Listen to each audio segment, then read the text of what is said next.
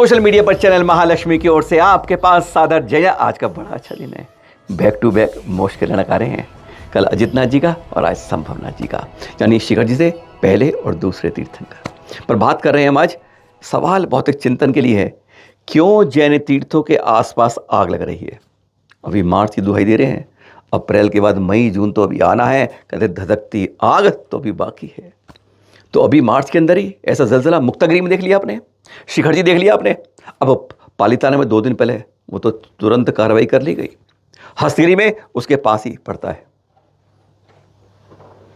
ऐसे अनेक तीर्थ हैं जहां पर आज ऐसे, क्योंकि इन तीर्थों के पास कोई सारी पहाड़ियों पर सारी है, यहां पर कोई ऐसा नहीं है कि गाड़ी आए फायर ब्रिगेड की बुझा दे, पानी तक की व्यवस्था नहीं होती है, सूखी पत्तियों से और फैलती जाती है। यही कारण है जो आज दिखा रहे हैं आपको, तो वह चौंकने पर ये देख रहे, दर्शन कर रहे हैं आप। ये हस्तगिरी जैन मंदिर ही देख रहे हैं, बहुत सुंदर मंदिर है, गजब का है। और कहते हैं इसी को ही आग ने घेरा है। किसी भी आग में जैन समाज के तीर्थों लगी है, किसी भी व्यक्तिगत नुकसान नहीं हुआ है, लेकिन पर्यावरण का, जंगली जीव जंतुओं का बहुत ज़्यादा विनाश हुआ है। इसकी कल्पना नहीं कर सकते कि जो एनवायरनमेंट पे बार बार ये चोट पड़ रही है, नुकसान हो रहा है, इसकी भरपाई एक पेड़ जो 50-60 बरस में जाके खड़ा हो पाता है, वह एक बार की आग में नष्ट हो जाते हैं, सैकड़ों हजारों। लगभग 25-26 मार्च के आसपास, या कहें 27-28 की देर की रात की बात है, कदमगिरी में, हंसगिरी में और अर्बुदगिरी, ये 3 है ना पहाड़ियों, ऊपर मंदिर है और नीचे पहाड़ियाँ, जैसा दिखाया था आपको चित्र, इस आग में दिखाई नहीं देगा आपको। ये भयानक आग लग गई है, यानी पहाड़ के अंदर लगी आग बस तीर्थ तक नहीं पहुंच पाई, ये कह सकते हैं।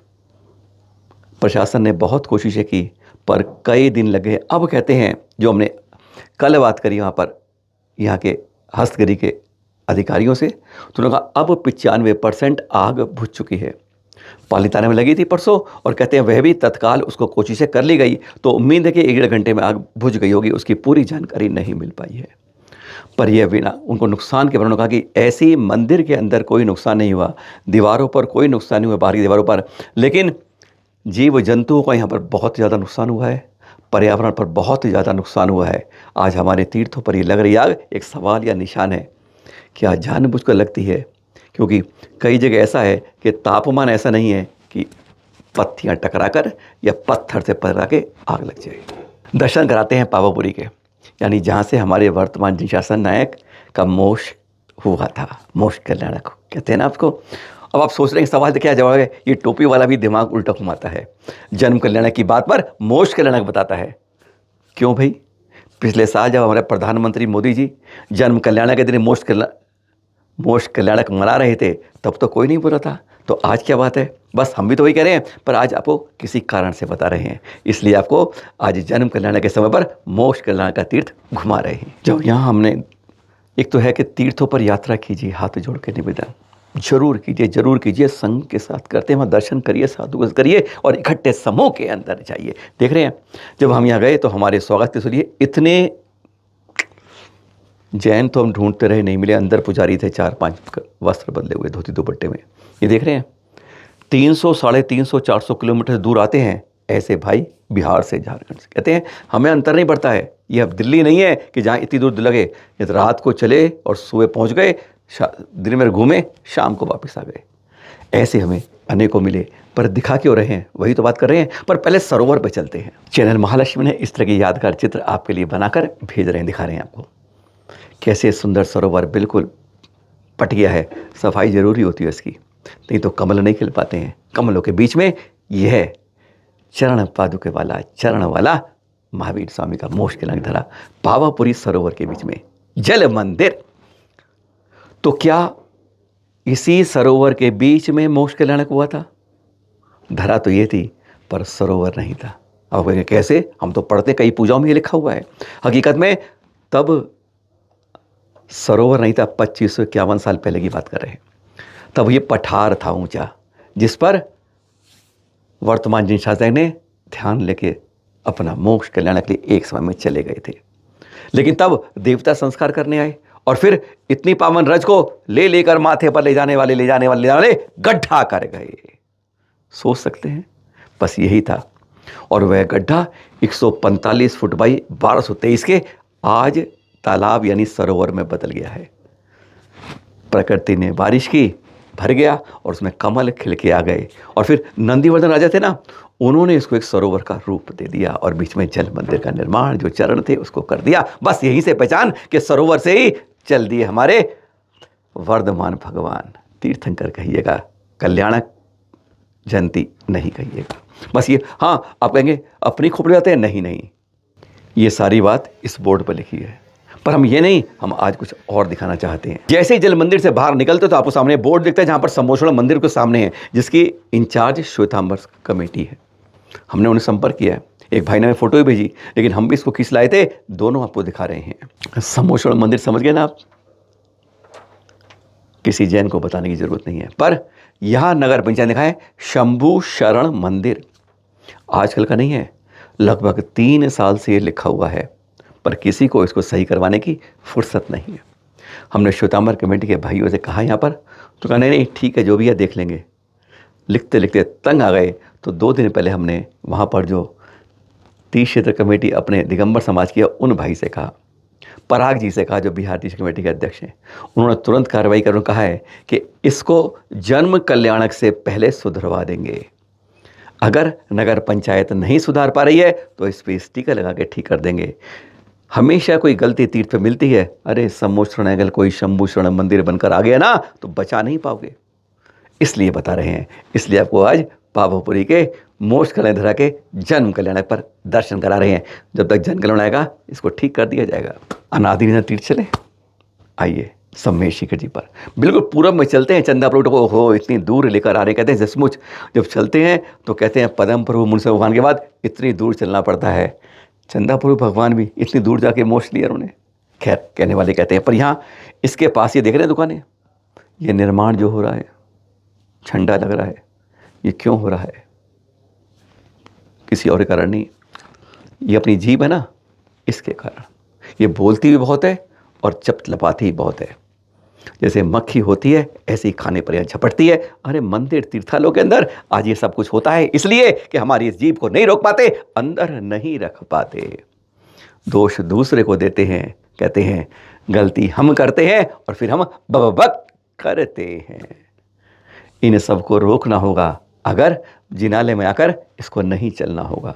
रोक लीजिए, नहीं तो अपने तीर्थ को इस तरह अपवित्र होने में देर नहीं लगती है। और फिर सोचते हो पुण्य अर्जन करके जा रहे हो, नहीं, वह पुण्य का नहीं पाप का संचय होता है। वो क्या करते शुरू कर रहे हैं, हाँ आग की बात करी थी, तो एक आग और, अब जिनाले के पास नहीं घर पे कुशाग्र जैन नहीं है, टीकमगढ़, ये टीकमगढ़ चैनल मालहिटी माच टीकमगढ़ में ही है आसपास उसके, और ये खबर टीकमगढ़ से। कुशाग्र जैन लक्ष्मी पैलेस के पास गोदाम है उनका। रात को 11:30 बजे की बात है, संडे की बात थी कि 11:30 बजे अचानक धू करके कार में आग लग गई। लोग हैरान कि रात को ये क्या हो गया, कारण क्या था। एक घरेलू सिलेंडर को रिफिलिंग कर रहे थे और देखते देखते कार आग के पवले में देख रहे हैं सलसला में खत्म हो गई। आग से सावधान रहें, यही बताना चाहेंगे। एक जैन भाई के अंदर क्या तबाही हुई देख रहे हैं। ये बिहार के ना ब्रह्मपुर जिले के बोदलपुर के मंदिर की बात कर रहे हैं। बस आगे से गुजर रहे थे, अचानक भी कि 3 साल के साथ शिष्य देख रहे हैं आप। समाज ने कहा, हाथ जोड़े, निवेदन किया, आ जाओ हमारे, आ गए। पर देख रहे हैं आप, कथावाचक ने जरूर कहा, कहते हैं अगर भगवत कथा में कोई दिगंबर संत आ जाए तो समझ लो उसका महात्मा यानी सफल हो जाता है। यह बात कही, पर आदर उतना सम्मान नहीं दिया। खुद तो जैसे ऊपर गद्दे पर बैठे हैं और नीचे पाटों पर दिगंबर संत बैठे हैं। कर्तव्य ये होता है, अगर उनके लिए व्यवस्था ऊपर नहीं है तो मैं भी नीचे बैठ जाऊं, सम्मान तब देना चाहिए। हमेशा यह है, आदर का एक छोटा सा सीधा सा तरीका है। पर हाँ, आपको सुना इसलिए रहे हैं, दिखा रहे हैं। यहाँ पर उद्बोधन दिया, बहुत संगीत दिया, पर गजब का दिया, एक होने का दिया जैन संतों ने। लेकिन इन्हीं दिगंबर भाइयों के संतों के साथ जब हुई बात तो उनमें उन्होंने जो थे कथावाचक जो थे, उन्होंने हिंदुत्व का पहाड़ा जरूर पढ़ा दिया। आज हमें समझना होगा, अपने को धर्म को अनादि निधन से पहचान करनी होगी। सुन लिए अभी पहले ये क्या कहा था यहाँ पर उन्होंने उन हिंदू कथा वाचक ने, सुनिए। मोठं जिवंत आधी वचन म्हणजे श्री शुकाचार्य आपल्याकरता दिगंबर अवस्थेमध्ये दर्शन देण्याकरताच आले आणि या अर्थाने अनुषंगाने आपली कथा फलरूप झाली। हम श्री गुरुजी ने बताया कि इस देश को अगर हिंदू सनातन धर्म को अगर हिंदू राष्ट्र बनाना है कि हम सब पर आशीर्वाद रहा और सभी सांप्रदाय अगर एकजुट होकर रहे तो एक दिन ऐसा आएगा जिस दिन की हम राह देख रहे हैं हिंदू राष्ट्र की, वो दिन आने वाला है। सिर्फ एक साथ सबे की सबे रहो और समता का देश, समता का निर्णय लेके इस देश को हिंदू तत्व तक पहुंचाने की जिम्मेदारी आप सबकी है। तो गुरुरे बाबा जी ने जो संदेश दिया हम धन्यवाद देते हैं और ताली के साथ एक बार गुरु जी का स्वागत करो।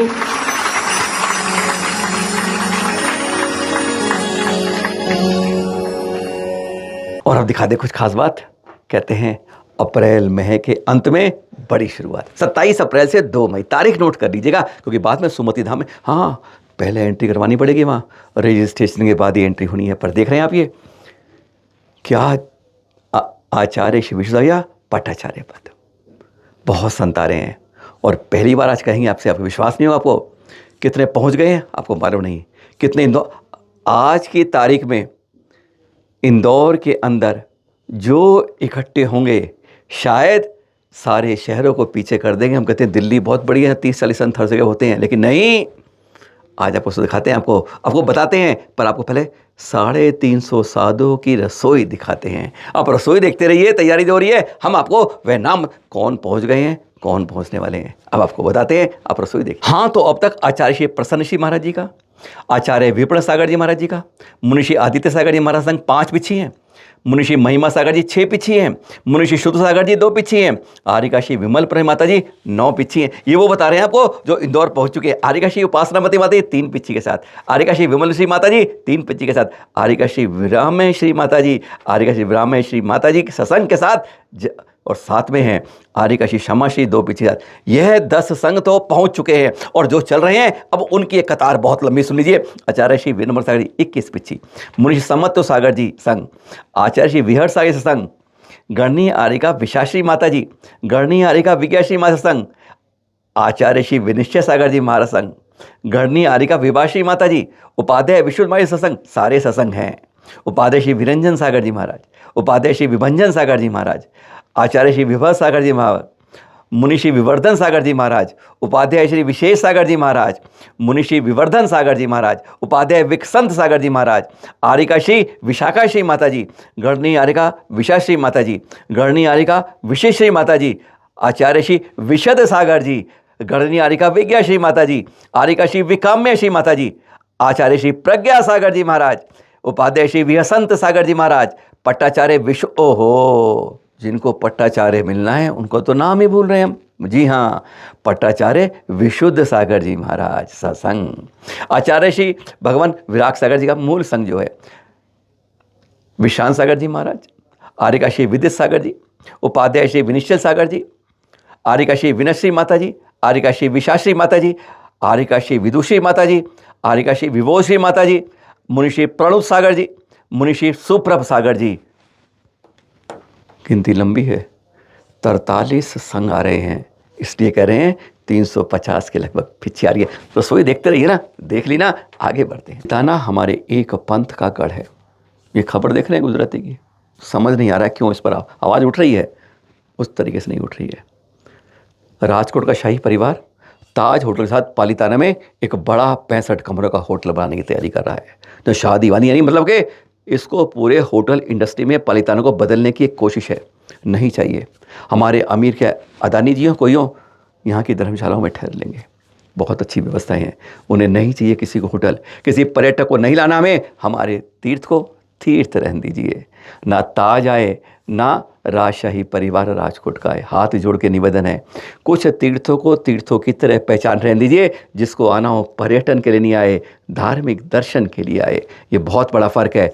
सबको मिलकर, हम नहीं कहते श्वेतांबर, हम नहीं कहते पर पूरे जैन समाज को कहते हैं, गृह मंत्री भी हैं, हमारे पूर्व मुख्यमंत्री भी हैं, सब हैं, कम से कम यह तो आवाज़ उठाएं, पालीताना को तीर्थ ही रहने दें, पर्यटन क्षेत्र में होटल व्यवसाय में मत डालें। और हाँ, 8वीं खबर तो अरे शुरुआत जहाँ से की वहाँ भूल ही गए हम। आज हमारे तीसरे तीर्थंकर संभवनाथ जी का मोक्ष कल्याणक है। धवलकोट के दर्शन करिए। कहते हैं इसकी निर्मल भावों से वंदना करते हैं ना, 32 लाख प्रोषद उपवास का फल मिलता है। कितने करते रहिए उपवास, भव करते रहिए, 32 लाख नहीं पहुंच पाएंगे। और निर्मल भाव से करने पर यहाँ के वंदना करने से वह फल पा जाएंगे, वह पुण्य। हाँ, चैत्र शुक्ल षष्ठी का दिन है। 1 लाख पूर्व 14 पूर्वांग में 14 वर्ष कम, 1 लाख पूर्व 4 पूर्वांग में 14 वर्ष कम। यही तो केवली काल था उनका। और इस केवली काल के बाद जब आयु कर्म 1 माह रह गया भोग निवृत्ति काल का, तो इसी धवलकोट पे आए थे। 1000 राजाओं के साथ आज ही के दिन अपहरण काल में अब सिद्धालय गए थे। और इसी धवलकोट यानी इस शिखर जी से जाने वाले दूसरे तीर्थंकर, वैसे तीसरे तीर्थंकर आदिनाथ जी कैलाश पर्वत से गए। 9,72,07,47 मुनिराज भी सिद्धालय गए हैं। ऐसी पावन धरा पर चलन महालक्ष्मी दर्शन करके सौभाग्य पाता है। अरे आप में से कई कहते नरंग त्रियंच गति का भव नहीं पाता है। बस अपने तीर्थों का जरूर दर्शन करें। कहते हैं अपने आत्म कल्याण के लिए, जो पाप दिन भर करते हैं उनको खत्म करने के लिए। तीर्थों की यात्रा सुरक्षित रखेगी तीर्थों को। फिर मिलेंगे। बहुत बहुत शुभकामनाएं इस मोक्ष कल्याण की। सादर जय जिनेंद्र।